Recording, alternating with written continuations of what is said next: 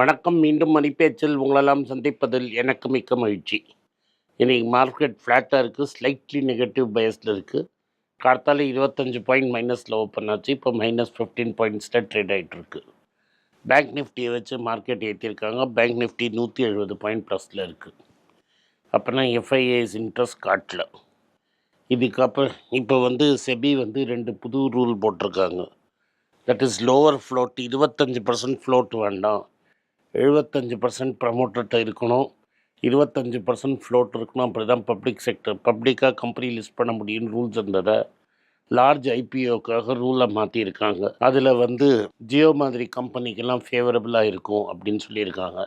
பெரியப்பா யாருக்கு ஃபேவர் பண்ணுவாங்கன்னு நம்மளுக்கு தெரியும், அதை பற்றி கவலைப்பட வேண்டாம். எஃபிஐ ரூல்ஸையும் மாற்றியிருக்காங்க. எஃபிஐ இன்வெஸ்ட்மெண்ட்டை இன்னும் ஈஸியாக்கியிருக்காங்க. அதெல்லாம் பண்ணி கூட வரமாட்டேங்கிறாங்க மார்க்கெட்டில். ஸோ இது இந்த லெவல்லே தான் மார்க்கெட் இருக்குது. ஆனால் அமெரிக்காவில் டெய்லி ரெக்கார்டு ஹை, ஜப்பானில் டெய்லி ரெக்கார்டு ஹை.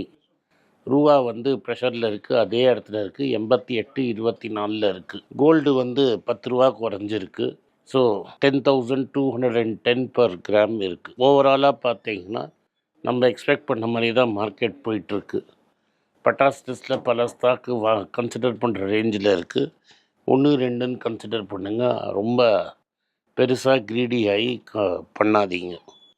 இன்றைக்கி பல நியூஸ் இருக்குது. முக்காந்தமாசி நியூஸு டாடா கம்பெனிஸ் பற்றி. டாடா டெக்னாலஜிஸ்னு டாடா மோட்டார்ஸோட சப்சிட்ரி. ஸோ யாரெல்லாம் டாடா மோட்டார்ஸ் வச்சுருக்கீங்களோ நீங்கள் தான் ப்ரமோட்டர் ஃபார் டாடா டெக்னாலஜிஸு. அந்த டாடா டெக்னாலஜிஸ் என்ன பண்ணியிருக்கிறான்னா, ஜெர்மனியில் போய் ஃபுல் கேஷ் கொடுத்து ஒரு கம்பெனியை வாங்கியிருக்கிறாங்க. ஸோ அவங்க கண்டினியூஸாக கம்பெனியை வாங்கிட்டே இருக்காங்க. பல டைஅப்ஸ் அனௌன்ஸ் பண்ணுறாங்க. டெஃபினட்டாக ஃப்யூச்சர் ரெடி ஆகிட்டே இருக்காங்க. டாடா மோட்டார்ஸ் மட்டும் இல்லாமல் மற்ற கம்பெனிஸோட டைஅப் பண்ணி ஆட்டோமோட்டிவில் ஒரு பெரிய சாஃப்ட்வேராக எமர்ஜ் ஆகிறதுக்கு வேலை செஞ்சுக்கிட்டே இருக்கிறாங்க. இது ஒரு நியூஸு. டாடா இன்டர்நேஷ்னல் இது டைரெக்டாக நியோல் டாட்டா கண்ட்ரோலில் வர கம்பெனி.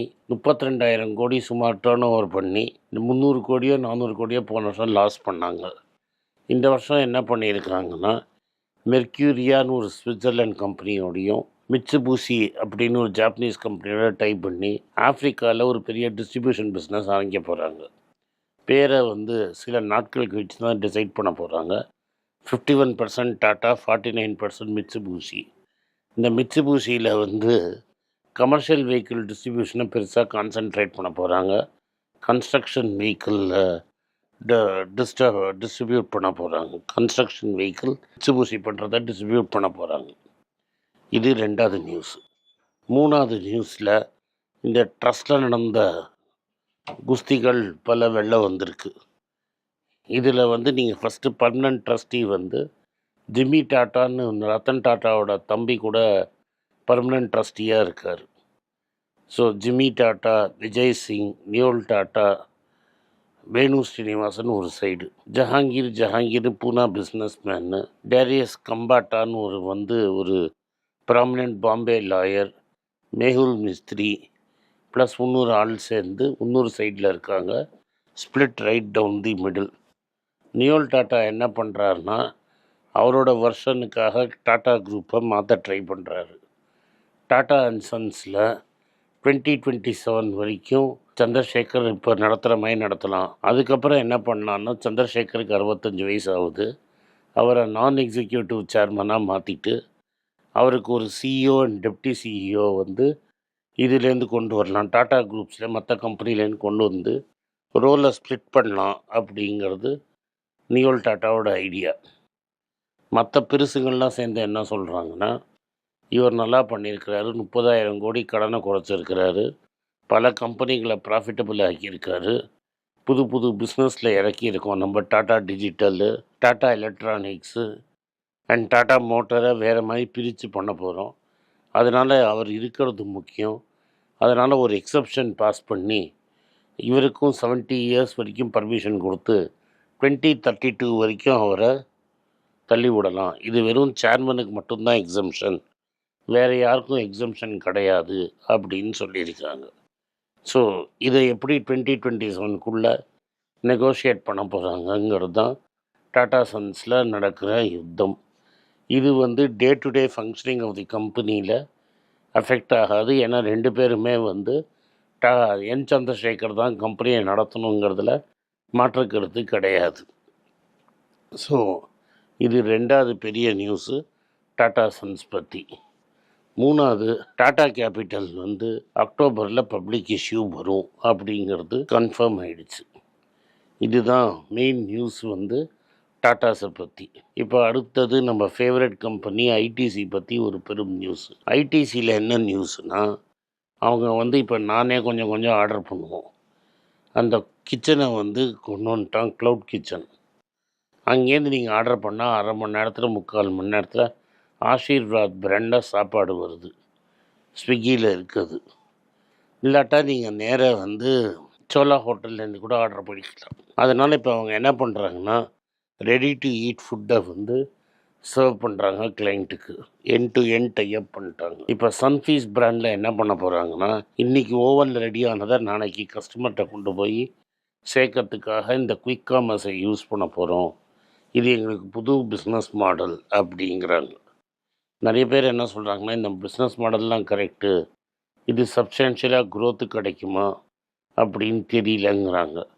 நம்ம ஹேமந்த் மாலிக்குங்கிறவர் தான் ஐடிசி ஃபுட்ஸோட சிஇஓ. அவர் என்ன சொல்கிறாருன்னா, இது கவலையப்படாதீங்க, இது சூப்பரான விஷயம், இதில் நம்மளுக்கு நிறைய க்ரோத் பாசிபிலிட்டி இருக்குது அப்படிங்கிறாங்க.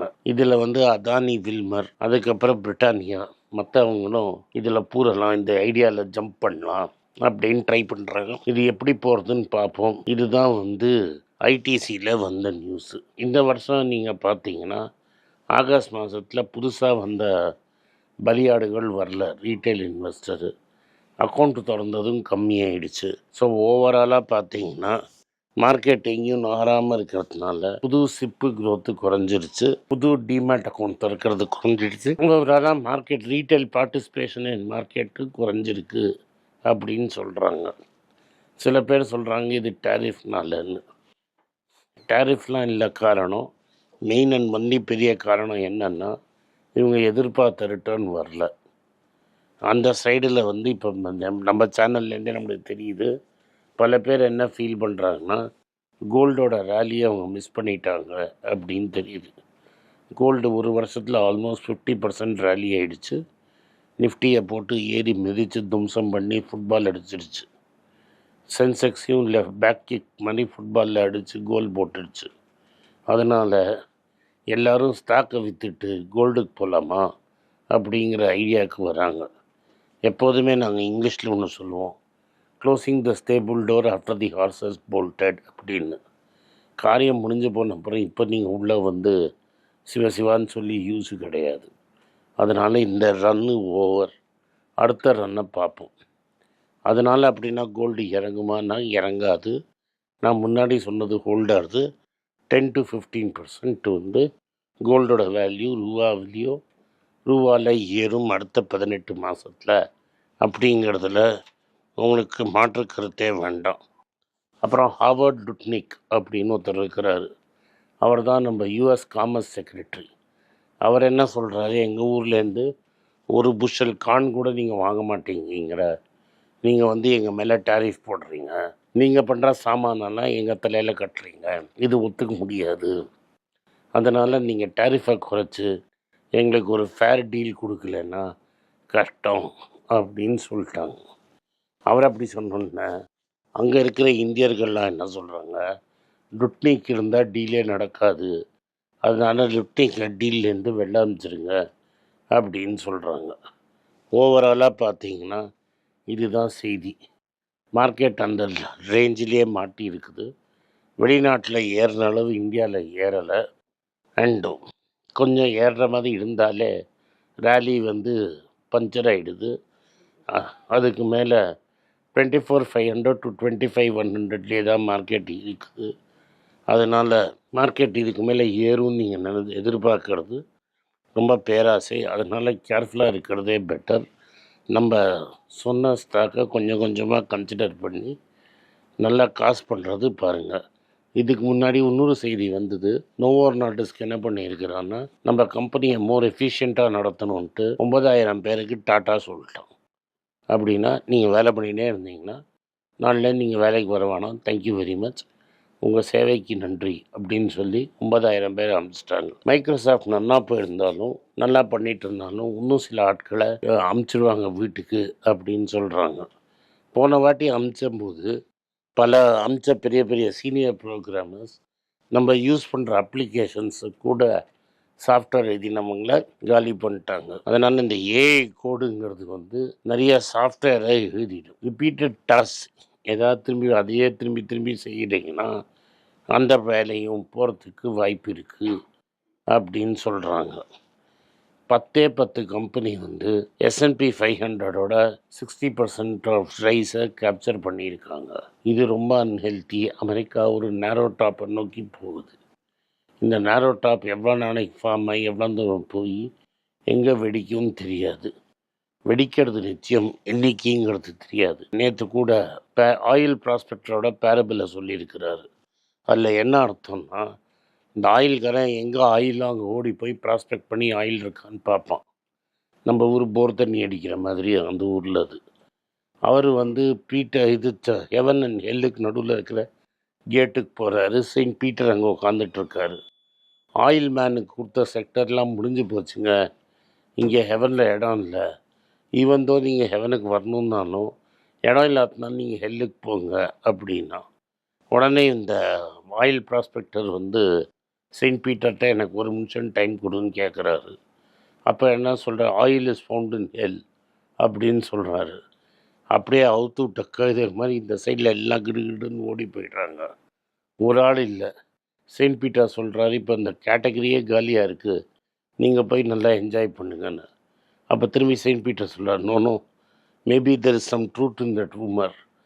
நான் போய் பார்க்குறேன் அங்கே ஆயில் இருக்கா இல்லையான்னு பார்க்குறேன்னு போயிடுவார். மார்க்கெட்டும் அப்படி தான் இருக்குது. யாராவது ஏதாவது சொன்னாங்கன்னா கப்புன்னு அதை ஏற்றிடுறீங்க. இப்போ பார்த்தீங்கன்னா லேட்டஸ்ட்டு ஃபிசிக்ஸ் வாலான்னு ஒரு கம்பெனி, அதோட இதை பார்த்தீங்கன்னா அக்கௌண்டிங் ரொம்ப அக்ரெசிவாக இருக்குது. அப்படின்னா கரெக்டாக பார்த்தோன்னா பல ப்ராஃபிட் எல்லாம் குறைஞ்சிரும். அக்விசிஷன்லாம் ஃபெயில் ஆகிடுச்சு. இப்போ பப்ளிக் இஷ்யூ போட்டு கம்பெனி ஸ்டாக்காக தலையில் கட்டணும்னு பார்க்குறாரு. இஷ்யூ வரைச்சா பார்ப்போம். இப்போதைக்கு வெளில விடுறதே பெட்டர். நன்றி, வணக்கம். இந்த வீடியோ உங்களுக்கு பிடிச்சிருந்தனா வீடியோ லைக் பண்ணுங்கள், எங்கள் சேனலை சப்ஸ்கிரைப் பண்ணுங்கள், பெல் நோட்டிஃபிகேஷன் தட்டுங்க. இந்த வீடியோவை முடிஞ்சால் உங்கள் சொந்தக்காரங்களுக்கும் ஃப்ரெண்ட்ஸுக்கும் அனுப்புங்க. நன்றி, வணக்கம். எங்களுக்கு 4 சேனல் இருக்குது. ஹிந்தியில் பைசா போல்தா ஹேன்னு ஒரு சேனல் இருக்குது. ஹிந்தி தெரிஞ்சவங்க ஃப்ரெண்ட்ஸை அதை சப்ஸ்கிரைப் பண்ண சொல்லுங்கள். அதே மாதிரி தெலுங்கில் மணி மாத்தலு, கன்னடாவில் மணி மாத்து, அண்ட் மலையாளத்தில் மணி பேச்சு மலையாளம்னு சேனல்ஸ் இருக்குது. அந்தந்த பாஷையில் அவங்கவுங்கள பார்த்து அந்த சேனலை சப்ஸ்கிரைப் பண்ண சொல்லுங்கள். நன்றி, வணக்கம். எனக்கு ஒரு விஷயத்தை அட்டென்ஷனுக்கு கொண்டு வந்திருக்காங்க. என்னோட ஏஐ ஜென்ரேட்டட் இமேஜை பார்த்து யாரோ ட்ரேடிங்க்கு பணம் கொடுத்து ஏமாந்துருக்காங்க. ப்ளீஸ், உங்களுக்கு நான் பல தடவை சொல்லிட்டேன், இப்பவும் சொல்கிறேன், நான் யார்கிட்டையும் பணம் டைரெக்டாக வாங்குறது இல்லை, அப்பாயின்மெண்ட் பார்க்குறதே கிடையாது. அதனால் என்னை பார்க்கலான்னு யாராவது காசு கேட்டாங்கன்னா இல்லைன்னு சொல்லிவிடுங்க. அடுத்தது ஒரு இமெயில் ஐடி இருக்குது, அதில் போட்டால் எங்கள் டீம் கான்டாக்ட் பண்ணுவாங்க. அது டைம் ஆகுதுன்னா வினோதோட இன்ஸ்டாகிராம் அக்கௌண்ட்டில் வினோத்தை மெசேஜ் பண்ணுங்க. அவன் என் தம்பி, அதுலேயும் அவன் காசு கேட்க மாட்டான். காசு கேட்குறாங்கன்னா ஏமாறுறீங்க. யார் என்ன சொன்னாலும் கம்பெனிக்கு செபி அல்லது IRDA அல்லது RBI ரெஜிஸ்ட்ரேஷன் இருக்கணும். இந்த 3 ரெஜிஸ்ட்ரேஷன் ஏதாவது இருந்தால் தான் உங்களோட பணத்தை நீங்கள் கொடுக்கணும். நீங்கள் இன்கேஸ் ஆஃப் இன்சூரன்ஸ் டைரெக்டாக இன்சூரன்ஸ் கம்பெனிக்கு தான் கொடுக்கணும். இன்கேஸ் ஆஃப் ட்ரேடிங் நீங்களே புரோக்கர்கிட்ட போட்டு ட்ரேட் பண்ணணும். மியூச்சுவல் ஃபண்டும் கம்பெனிக்கு தான் கொடுக்கணும். த்ரூ எக்ஸ்சேஞ்சு நீங்கள் வாங்கிக்கலாம். இதெல்லாம் எதுக்கு நான் உங்களுக்கு சொல்கிறேன்னா, யாரையாவது சொல்கிறாங்கன்னு நம்பி ஏமாறாதீங்க. உங்களுக்காக நான் ட்ரேட் பண்ண முடியாது, அது இல்லீகல். நான் ட்ரேடும் பண்ணுறது கிடையாது. அதனால் ட்ரேடிங் ப்ராஃபிட் பண்ணி தரேன்னு சொல்கிறது ஏமாத்தல். எனக்கு ட்ரேடிங் பண்ண தெரியாது. என் பேரை சொல்லி ட்ரேட் பண்ணி உங்களுக்கு ப்ராஃபிட் ஷேரிங்னா ஃப்ராடு, ஏமாற்றம். நான் யார்கிட்டையும் காசு கேட்கல, கேட்கவும் மாட்டேன்.